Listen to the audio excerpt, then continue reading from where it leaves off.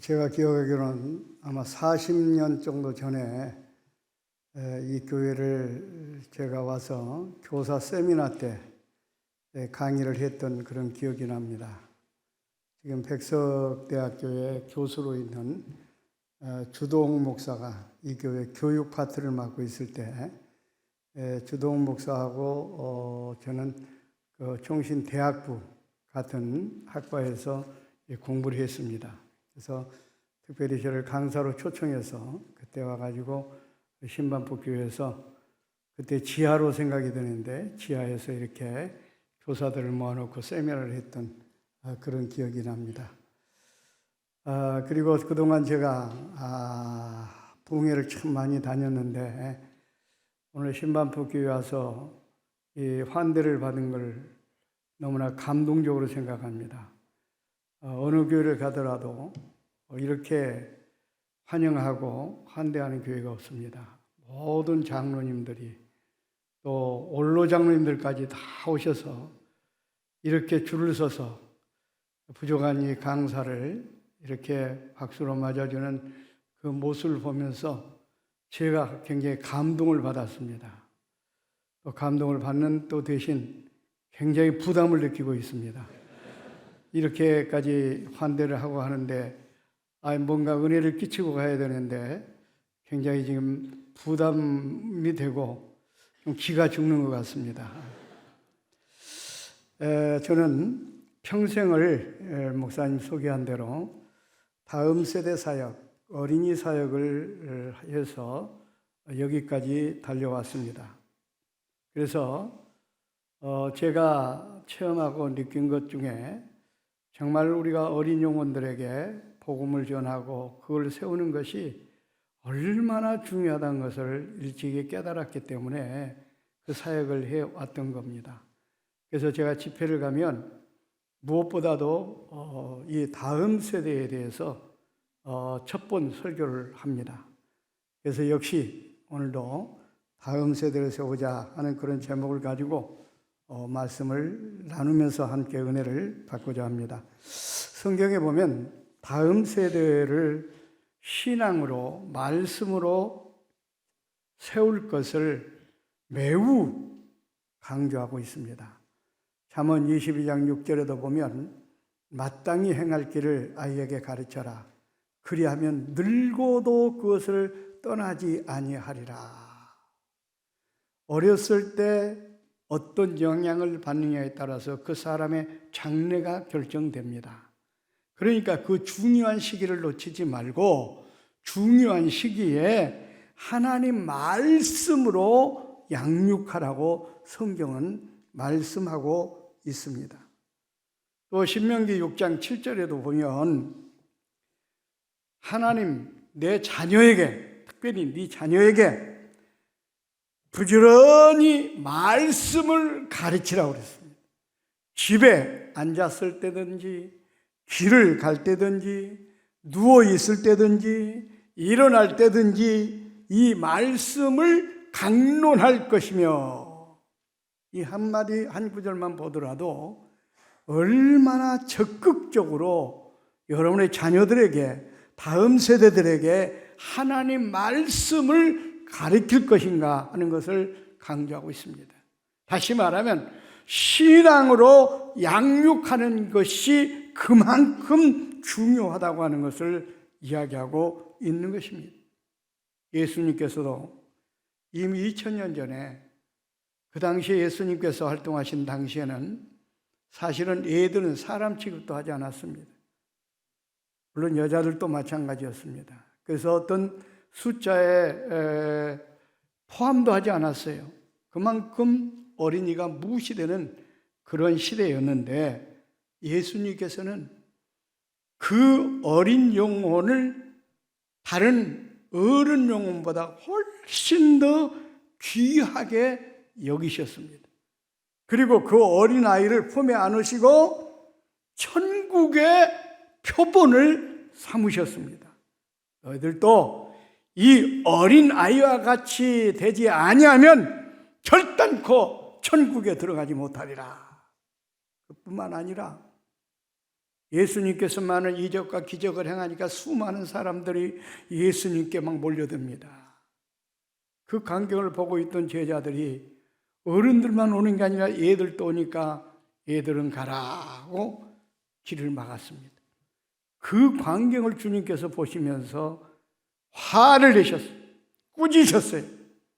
어린아이가 내게 오는 것을 금하지 말라 하고 그 제자들을 야단치신 장면도 우리가 볼 수가 있습니다. 또 그뿐만 아니라 이 어린아이 하나를 실족케 하는 자는, 상처를 실족이라는 것은 미끄러지게 하고 넘어지게 한다 그런 뜻인데, 넘어지게 하는 자는 연자 맷돌을 목에 달려 저 깊은 물속에 확 빠뜨리게 놨다. 물론 성경에 콱이란 말은 없지만 강조하기 위해서. 예수님께 그렇게 말씀하셨어요. 이 말씀을 보면요, 어린 영혼을 갖다가 하나님 말씀으로 양육하지 못하고 그들을 방치하면, 그들을 넘어지게 하면, 그들을 지옥 가게 하면 그 책임을 우리한테 묻겠다는 거예요. 어느 정도냐? 바로 연자맷돌을 연자맷돌을 목에 달아가지고 물속에 빠뜨리는 것 같은 그런 살인죄에 해당하는 그런 책임을 묻겠다는 겁니다. 이 말씀 한 가지 보더라도요, 얼마나 예수님도 어린 영혼을 사랑하셨고 귀하게 여기셨고 또 어린 영혼들을 그와 같이 말씀으로 양육할 것을 강조하셨다는 것을 볼 수가 있습니다. 그렇습니다. 왜 하나님 또 예수님께서 어린 영혼들을 그렇게 귀중히 여기셨는가? 오늘의 어린이가 내일의 가정에, 국가에, 교회에 바로 희망이요 주인이기 때문에 그렇습니다. 그러니까 내일을 끌고 나갈 주역들이기 때문에 그 주역들을 어렸을 때부터 철저하게 신앙으로, 말씀으로 양육해야만 미래가 있다 그 말입니다. 그래서 예수님께서는 어린 영혼을 그렇게 귀하게 여기고 그들을 말씀으로 양육할 것을 강조하신 것입니다. 그렇습니다. 우리 기독교는 내일의 종교입니다. 미래의 종교입니다. 그렇기 때문에 현재보다는 미래, 금세보다는 내세의 종교이기 때문에 그것을 예비하고 준비하는 것이 지혜로운 성도라고 성경은 말씀하고 있습니다. 그러므로 우리는 어떤 면을 볼 때는 현 세대보다도 다음 세대를 위해서 우리가 기도하고 투자하고 노력하고 애를 써야 됩니다. 그런데 우리 한국교회가 대부분 교회들마다 너무나 현실에 만족하고 안주하고 미래의 삶에 대해서는, 아니 다음 세대에 대해서는 너무나 무관심해 왔습니다. 다시 말하면 내일에 이 교회를 끌고 나갈, 국가를 끌고 나갈 다음 세대의 주인공에 대해서는 전혀 관심이 없었다는 것입니다. 관심이 부족할 뿐만 아니라 오히려 다음 세대들을 잘못 기르고 있습니다. 그 결과 지금 국가는 도탄에 빠져가고 있고 교회는 점점점 황무해지고 있고 가정은 붕괴되어 가고 있습니다. 저는 이 사실을 일찍이 깨달았습니다. 그래서 전도사 때부터 나는 다음 세대 어린 영혼들에게 복음을 전해야 되겠다. 그래서 전도사 때부터 열심히 어린이들에게 복음을 전하는 그런 목사가 되어 지금까지 달려오고 있습니다. 그래서 다음 세대들에게 복음을 전하는 것이 얼마나 중요한가, 내가 체험하고 내가 느낀 것을 여러분과 함께 같이 나누면서 우리가 은혜를 받고자 합니다. 먼저 우리가 마음문을 활짝 열고 은혜를 받기 위해서 우리 교회가 하고 있는 다음 세대 영상을 잠깐 한번 보고 마음문을 열고 말씀을 같이 나누도록 그렇게 하겠습니다. 영상이 좀 흐리지만 한번 보도록 하겠습니다.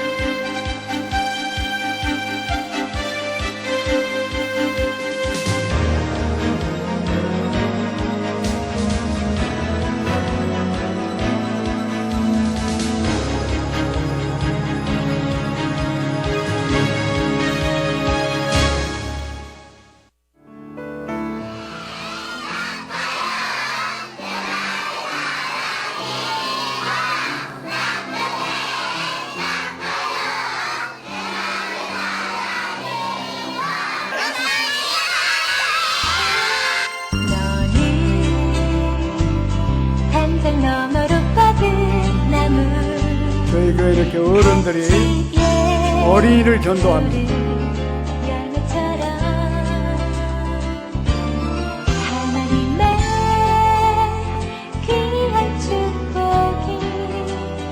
애들이 구름대같이 교회로 몰려오죠.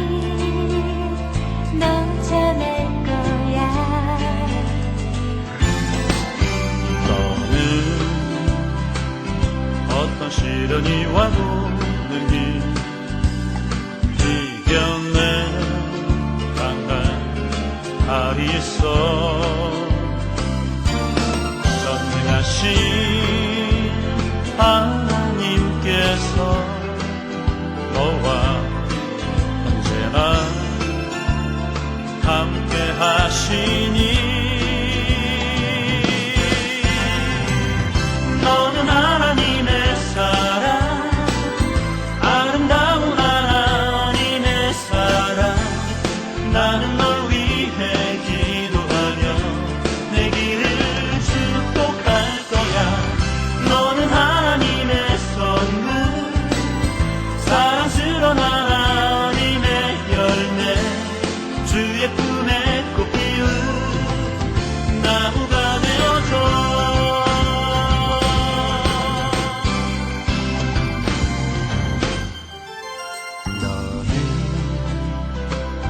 단장 너머로 뻗은 나무 가지에 푸른 열매처럼. 복음축제, 꽃동산 복음축제. 내 안에 예수님 있다. 예수님께서 여러분들을 초대합니다. 우리 안어봉과 함께 꽃동산 복음축제 한번 빠져봅시다.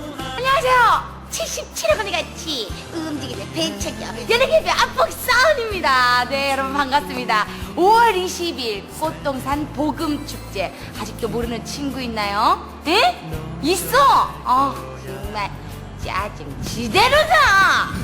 아무튼 5월 20일 꽃동산 복음축제 안 오는 친구들 요거 옳지 않아. 5월 20일 꽃동산 복음축제 우리 어린이 친구들 많이 놀러오세요.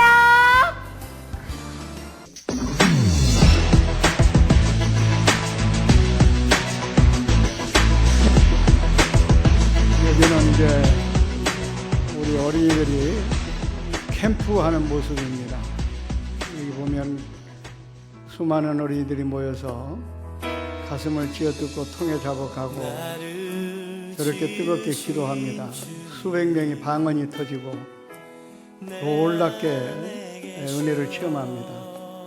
어렸을 때 저렇게 은혜를 체험하면 교회를 떠나지 않습니다. 그의 손에 있었죠. 내 이름 평생을 저와 어린이사를 같이 했던 목사님인데 먼저 하늘나라를 가셨습니다. 모든 생각도 내 흐르는 눈물 그가 닦아주셨죠. 저렇게 은혜 받은 어린이들이 부모님들을 교회로 인도하고 그래서 어린이들 때문에 우리 교회는 작년부로 부흥이 됐습니다. 내 이름 아시죠 내 모든 생각도 아바라 부를 때 그가 들으시죠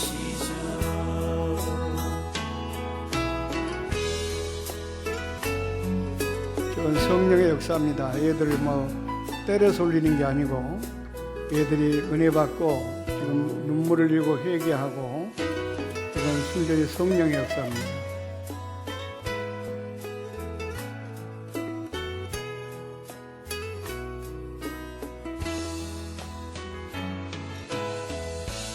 내 이름 아시죠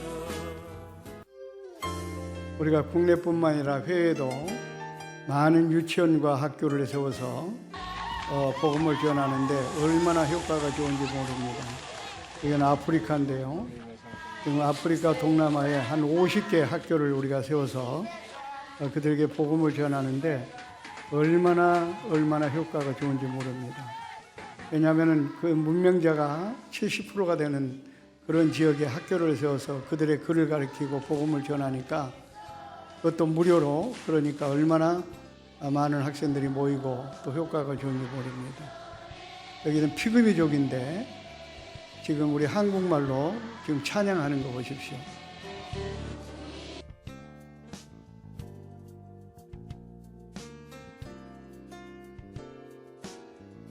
이런 학교를 우리가 지금 한 50개 정도 세워가지고 이렇게 학생들을 기도하고 있습니다.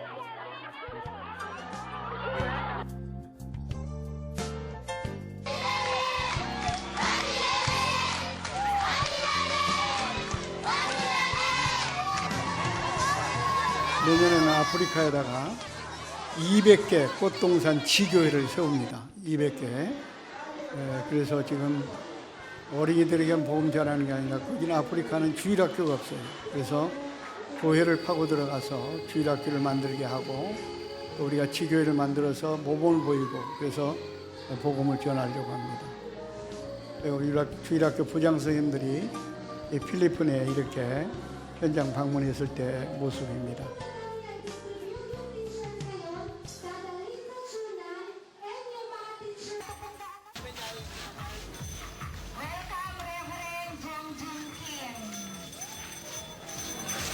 하나님을 알지 못했던 어린이들이 우리 유치원에 와서 공부하고 얼마나 기도를 잘하는지 보십시오. 대표 기도를 지금 유치원 학생이 하고 있습니다. For the wisdom and knowledge, and for the wisdom. 이들이 이제 앞으로 15년, 20년 되면 어른이 되고 그렇게 된다면 그 지역은 놀라운 복음의 확산이 일어나려고 생각합니다. 여기 인도입니다. 이 길거리에 버려진 아이들을 데려다가 이 모바일 스쿨을 통해 가지고 또 복음을 전하고 고아원을 만들고 또 학교를 만들어서 이렇게 먹이고 입히고 공부시키고 이렇게 하고 있습니다.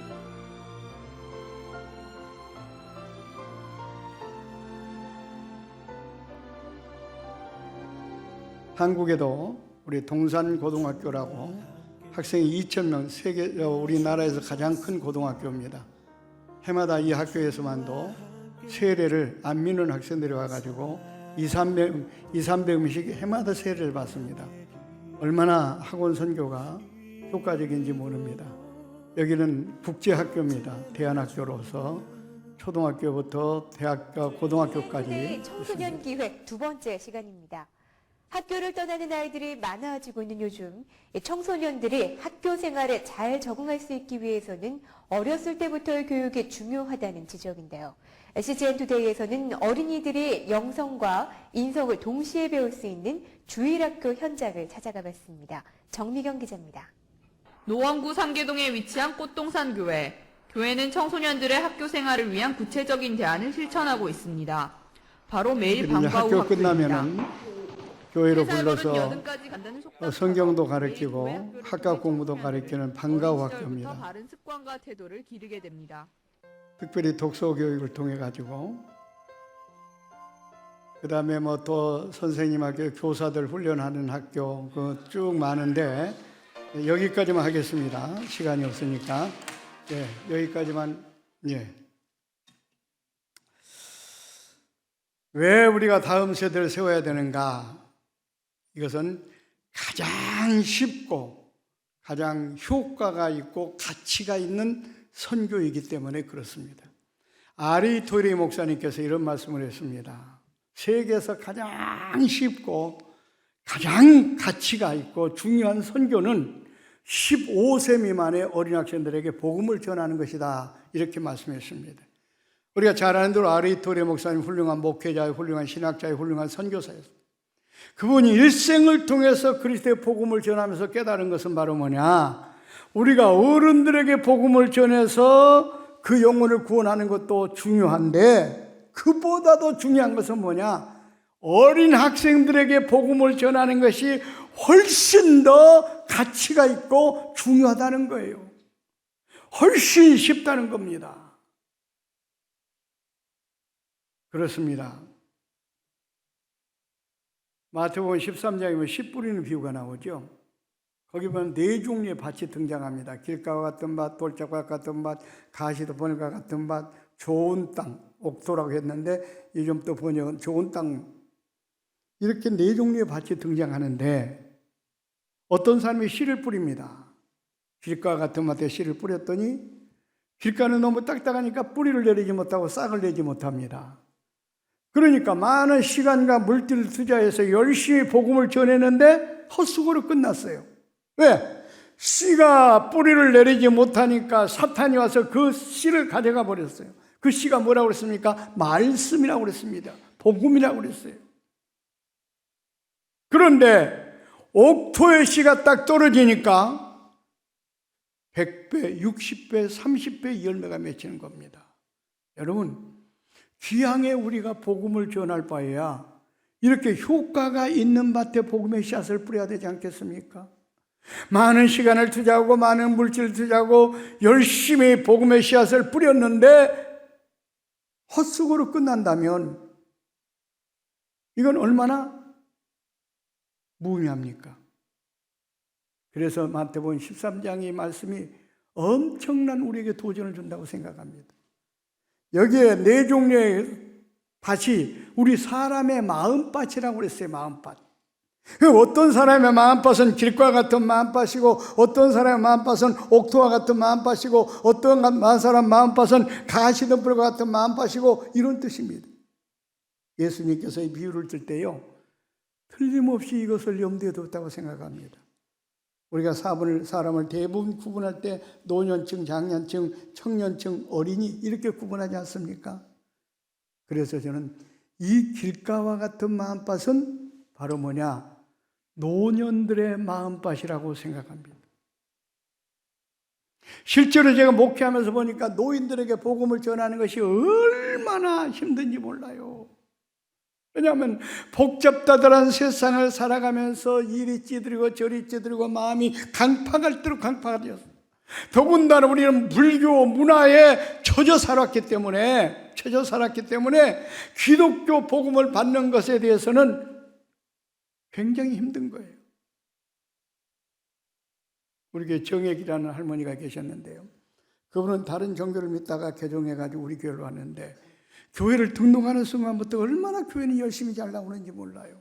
새벽 기도도 빠지지 않아요. 그런데 몇 년 동안 교회를 나오는데도 불구하고 변화되는 모습을 발견할 수가 없어요. 그분이 인사할 때 손을 합자고 인사합니다. 안녕하십니까? 안녕하십니까? 그래서 내가 붙들고 해서 그 교회에서는 그렇게 인사하면 안 됩니다. 그건 절간에서 하는 거니까 교회에서는 그렇게 인사하지 마십시오. 근데 나중에 또 그렇게 인사하는 거예요. 하나님 말씀을 가르쳐 놓으면요 다 잊어버려. 엉뚱한 말씀을 해요. 노인들은. 또 그분은요 신방을 가니까 우리 부목사님들하고 전도사님이 신방을 가니까는 왜 큰 목사님은 안 오시고 작은 목사님 오셨습니까? 목사를 부를 때도 큰 목사, 작은 목사 그렇게 부르는 거예요. 또 기도할 때도 보면은 대신만 가서 내가 대신 가서 기도하는데 아니 다른 사람이 장로님이 대표 기도를 하는데 혼자 어디서 무슨 소리가 들려요. 구시렁구시렁 시부렁 주문에 오는 식으로 막 들려요. 눈을 떠서 보니까 그 할머니야, 할머니. 그러니까 저 절간에서 주문해 오는 식으로 기도를 그렇게 하는 걸로 착각하고 있는 거예요. 그래서 잘 가르쳐드려서 기도는 하나님과 인격적인 대화하는 시간입니다. 그래서 절대로 그렇게 기도하지 마시고 있는 그대로 하나님 앞에 아뢰십시오. 나중에 보니까 또 그렇게 기도하는 거예요. 야, 노인들을 말씀을 전해가지고 그 심령을 변화시킨다는 게 이렇게 어렵구나. 그래서 예수님께서 마태복음 14장의 10분의 교육 가운데 길가와 같은 마음밭은 바로 노년들의 마음밭이라는 것을 제가 깨닫게 됐어요. 그러면은 돌짝각 같은 마음밭은 어떤 연령층인가? 장년들의 마음밭이라고 생각합니다. 여러분 목회하다 보니까요, 한 40대 정도, 50대 정도 돼가지고 교회 등록하신 분들, 그래서 부인들의 성화에 못 읽어가지고 나와서 등록하는 사람들이 대부분 많은데 그분들은 교회만 오면은 졸고 있습니다. 은혜를 못 받아요. 그러니까 어떻게 해요? 조금만 어려운 문제가 생기면 확 넘어져요. 쓰러져요. 중단해요. 왜? 신앙의 뿌리가 없기 때문에. 그 비유 가운데 보세요. 돌짝밭에는 뿌리를 내리지 못하니까 태양이 내내 쬐니까 시험이 오니까 다 죽고 말잖아요. 얼마나 이 말씀이 일리가 있어요. 그럼 가시떨리가 같은 마음밭은 어떤 연령층일까요? 저는 청년들의 연령층이라고 생각합니다. 거기 보니까요, 재리의 유혹으로 기운이 막혀 죽었어. 오늘날 젊은 청년들이요, 고등학교까지는 그래도 교회를 잘 나오다가 대학교 가가지고 세상으로 얼마나 많이 빠져나갑니까? 이성의 유혹, 물질의 유혹, 세상의 문화의 유혹, 이기지 못하고 다 빠져나가요. 그래서 우리 한국 교회 교인의 분포를 보면요, 어느 교회를 가서도 보면 청년 연령 숫자가 가장 적어요. 지금 세상에 그 유혹에 기운이 막혀서 질식하는 거예요. 죽어버린 거예요. 그렇다면 옥토와 같은 마음밭은 어떤 연령층일까요?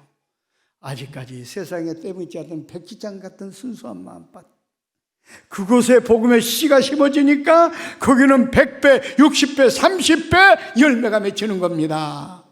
여러분, 그러니까 우리가 어린 학생들에게 복음을 전하는 것이 얼마나 효과가 있습니까? 얼마나 열매가 있습니까? 귀하게 우리가 복음을 전할 바에야 이렇게 효과가 있는 밭에 복음의 씨앗을 뿌려야 되지 않겠느냐 그 말입니다. 그런데 우리 한국교회는 그동안 어땠습니까? 작년 신자가 교회 나오면 아이고 11조가 굴려셨군요. 안 들리게 속으로 11조가 굴리고 코가 땅다 또 절을 하면서 애들이 교회 오면 과거에요 귀찮은 존재를 여겼어요. 떠들기만 하고 장난친다고. 여러분, 어린이 영혼이나 어른 영혼의 영혼의 가치는 똑같습니다. 한 생명은 천하보다 귀하다고 그랬어요.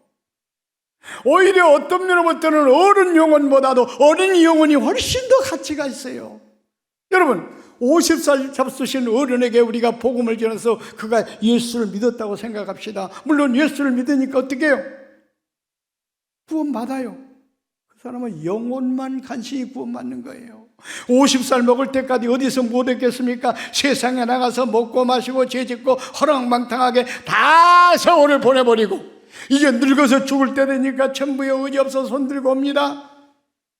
그러니까 일생은 다 허비해버리고 죄짓고 다 보내고 영혼만 간신히 구원받는 부끄러운 구원을 받는 거예요. 그러나 10살 먹은 어린이에게 우리가 복음을 전해가지고 그가 예수를 믿었다고 생각합시다.